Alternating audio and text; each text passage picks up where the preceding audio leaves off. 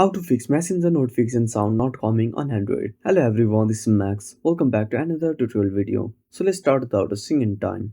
Also make sure to watch this video till the end. First of all, open up settings on your device. Now scroll down, tap on sounds and vibration. Again scroll down. Now slide the slider for notifications to full. Now simply go back. Now find Messenger.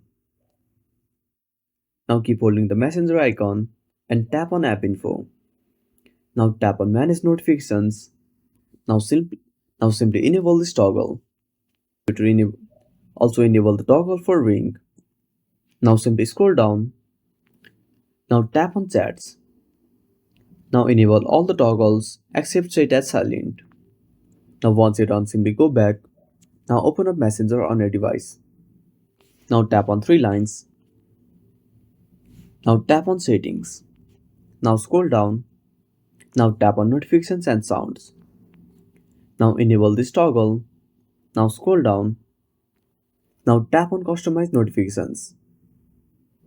Now tap on ring. Now select your notification sound and restart Messenger.